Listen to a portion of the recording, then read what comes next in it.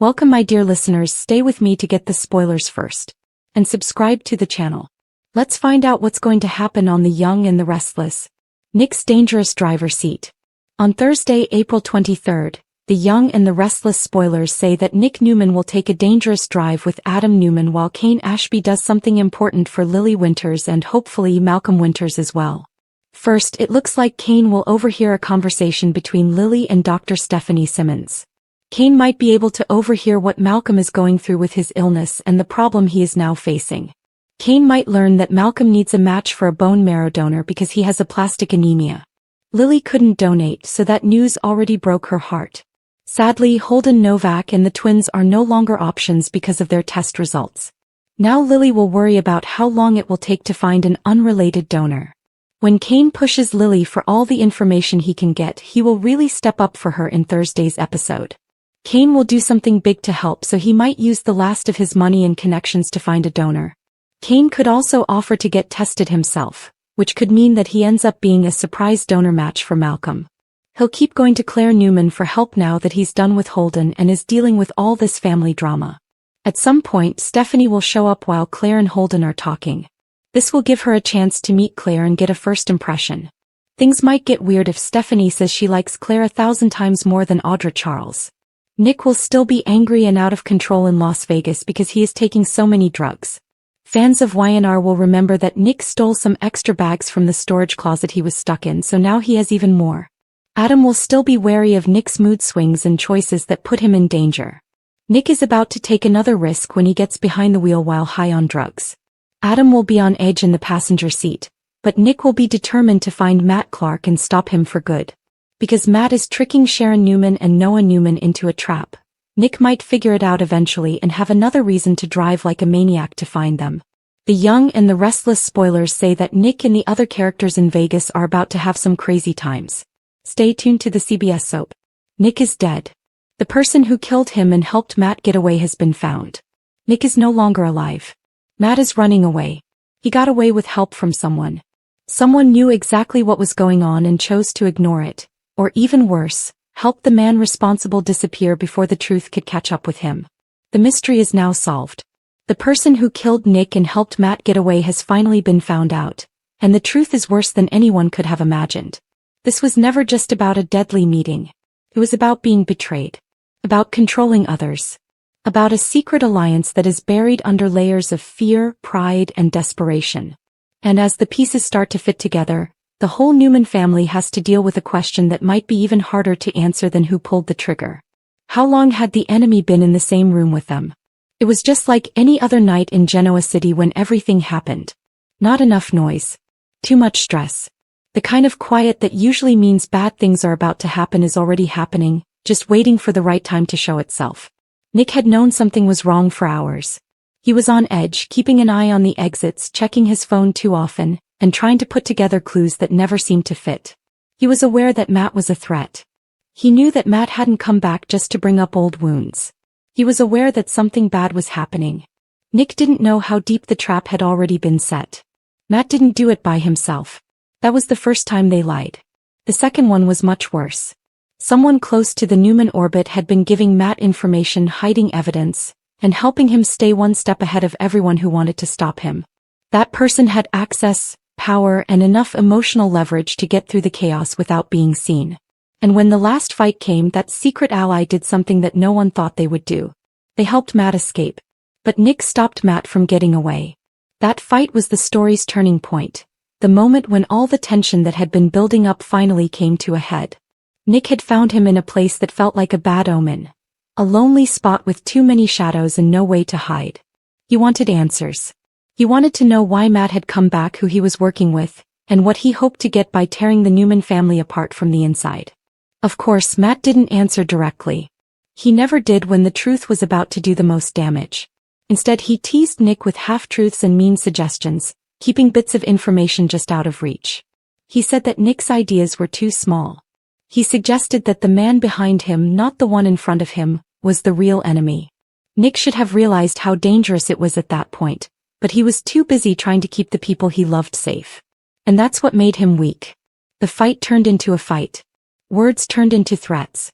Threats turned into a fight. Then in a terrible moment the deadly act happened. Nick fell down and the silence that followed was so complete that it seemed unreal. The first people who got there weren't ready for what they saw. Not a single person was. Even the toughest members of the family were shocked by the picture of Nick Newman lying still. He had always been the son who lived, the one who took the blows, fell, got back up and kept going. He had always been there in a town where things were always changing. It was like imagining Genoa City without Nick, which would have been like imagining a place where one of its last moral anchors had been ripped away. But the pain got worse when it became clear that Matt hadn't done it all by himself. Someone had helped him get away. That one detail changed everything. Because Nick's death was no longer just a murder mystery. There was a plot.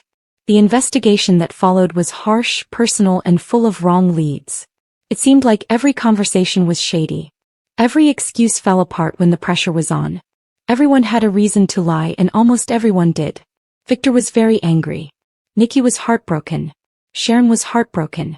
The whole Newman family was caught up in a storm of grief and doubt. Each member was trying to figure out how the man they loved most could be gone and how the person who did it could still be out there breathing free air. The accomplice's uncertainty made things even harder. Who had helped Matt get away? Who had enough knowledge to open a door, cover their tracks, or give a killer time to get away? For a while it seemed like there was no way to get the answers. The clues were too scattered, too messy, and too easy to ignore. A recording of security that is missing. A door was found open. A call made from a number that isn't registered. A car that seemed to leave too quickly in the dark. Every detail pointed to a place but not clearly enough for anyone to be happy with it. Then there was a big step forward. And it came from the person who was least likely to be in the middle of this nightmare. It was made clear that the person who killed Nick was not just a random killer or a hired hand who acted on impulse.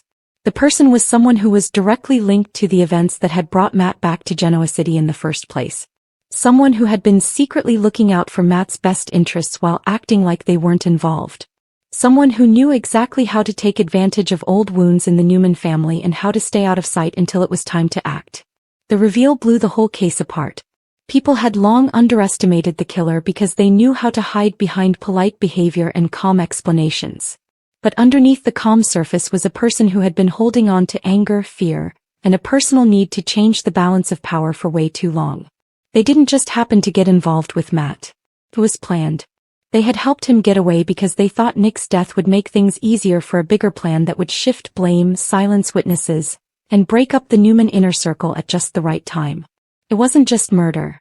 It was orchestration. And the person who did it had a much bigger part to play than anyone thought at first. The reveal is so powerful because it shows the emotional logic behind the crime. This wasn't something that someone did without caring about the outcome. This was about me. The murderer had a reason to want Nick dead. They thought he was in the way. They thought he was too smart, too dangerous, and too loyal to let Matt's plan work. And when Nick started to put the pieces together, they decided to kill him before he could stop the bigger operation. The truth hurts the Newman family in a way that simple sadness never could. They know now that Nick didn't die by accident. Someone looked at him, figured out how dangerous he was, and decided he had to go. Victoria is the one who looks the most upset by the news. Nick was her brother, her rock, and the only person who really understood her anger and weaknesses. Even when they fought and seemed to be on different sides, she has relied on him in ways she never fully admitted for years. She is both angry and empty after finding out that someone close to him killed him. Victor, on the other hand, reacts the way he always does when his family is in danger. With a rage that is so controlled it is scary. He doesn't fall apart. He doesn't ask for help. He doesn't let himself grieve in public until he has turned his pain into a reason to live. But as soon as he finds out who the person is, his anger becomes clear. This was his child. His blood. His gift. Someone thought they could get rid of Nick from the board and be fine. Victor doesn't let that kind of maths happen. Not in his family. Never. Nikki's response is more quietly heartbreaking. For her, Nick's death is more than just losing a child. He was the one who often had to deal with family problems while trying to keep everyone else together. She can't stop thinking about how he might have known too much and still gone ahead because he thought he could keep others safe. The killer's name being revealed makes her feel terrible because she knows that Nick was in danger long before he knew how bad it was. And Sharon, who had a complicated past with Nick, Feels like the loss is a wound that won't heal. The death is very personal for her, but it also reminds her how fragile love can be in a town where the past never stops calling. As the truth gets out, the person who helped Matt get away becomes just as dangerous as the murder itself. That accomplice is not a small player. They were someone who knew the layout, the timing, and exactly how to make things so confusing that Matt could get away. They could get to information that should have been kept secret. They used that access to get resources, change people's focus, and buy time when the clock was running out. Matt might not have gotten past the immediate dragnet without their help. He disappeared into the night with it, leaving the family to chase shadows while the real escape artist stayed hidden. That's the part that makes it feel like a betrayal from the inside. Not because someone made a bad choice, because someone made a lot of them. A choice to lie. A choice to cover. A choice to help a murderer escape punishment. Once that comes out, everyone who knows the Newman family starts to wonder, who else knew? And that's where the real suspense starts. This person might have been able to get help for Matt if they had enough access to it. That chance makes it possible for an even bigger web of lies to form. There could be another layer. A different name. Another secret reason. It's possible that the accomplice was tricked. Maybe someone blackmailed them. Maybe they thought they were protecting someone else, but they ended up being the key to a murder. That's what makes this kind of story so smart. It begins with one death and grows into a web of lies. The reveal also makes the Newman family face some uncomfortable truths. They have always been strong, but that strength has never kept them safe.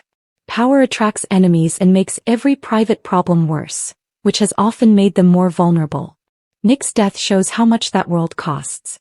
He spent years trying to keep things together, sometimes by force, sometimes by instinct, and sometimes just because he was too stubborn to give up. But in the end, he was caught off guard by someone he trusted or thought he knew. That hurts the family more than any outside enemy could. This means that the threat wasn't just out there. It was already inside. And now the aftermath starts. Victor wants revenge, but more than that, he wants to know who is responsible for everything. He wants to know who the killer was, who helped him, where the money went, what they said, and when each lie was told. He wants to know who gained from it, who freaked out, and who thought they could outrun him. That isn't just anger. It is a war declaration. Victoria wants answers and justice, but she also wants to know how she really feels. She needs to know what Nick did in his last hours, what he knew, and if he felt the betrayal before it was too late. Nikki wants someone to be responsible, but she is also very sad. And in the middle of all this, the rest of Genoa City starts to understand that Nick's death is not just a family tragedy. There is a change in power. Nick was more than just a son to Newman. He was a force for stability. A man who had enough of Victor's steel to get by in the business world, but also enough of his own conscience to make people think he could be trusted. That balance is gone now that Nick is gone. It's easier for the family to break up. It's easier to go after the company. Every alliance changes over time. That's why it's so important to know who killed him. It's not just about punishment. It's about figuring out why it fell apart. Now that the truth is out, the next part of the story seems like it has to happen. People will look for the killer. People will chase Matt. The helper will be found out. The Newman family will have to choose between justice and revenge, or whether revenge is already unavoidable because of their grief. This kind of reveal raises the stakes for everyone in the audience. It turns a murder mystery into a family confrontation. It changes a story about a fugitive into an emotional earthquake. And it makes sure that Nick's death will cast a shadow over every scene from now on. Genoa City will never be the same after Nick Newman leaves. Finding out who killed him has made the case much easier to solve, but it has also opened a deeper wound that may take a lot longer to heal than anyone expected. And Matt's escape was never a clean one. It was the start of the autumn. The truth is coming out, the lies are falling apart, and the people who are to blame are running out of places to hide. And this is the part that really hits me. This wasn't just a death, it was a warning, and the scariest part is who it's really meant for. Because when someone like Nick Newman can be taken down like this, it tells you something deeper is broken, something inside the family, not outside it. In my opinion, this story isn't about who did it anymore. It's about who's next, and that shift changes everything. Because trust in Genoa City just died with Nick, and once trust is gone, every smile starts to look like a lie. Every ally starts to feel like a threat. And I keep coming back to one thought. What if the real mastermind is still sitting at the table, pretending to grieve, while planning the next move? And what if the person the Newmans trust the most is the one who knows exactly how to destroy them? That's where this gets dangerous. Not loud danger. Quiet danger. The kind that waits, watches, and strikes when no one is ready. Here's what I think is coming next. Victor won't just want justice. He'll want control. And that kind of obsession could tear the family apart even faster. And the accomplice? They won't run forever. They'll make a mistake. And when they do, the fallout won't be clean. It'll be personal. So now I have to ask you, if you were in the Newman family right now, who would you trust, even for a second? And do you think revenge will bring them peace, or just create another tragedy waiting to happen? Because something tells me, this story isn't ending with one loss. It's just getting started. Stay close to this one, because the next truth that comes out might be even harder to survive.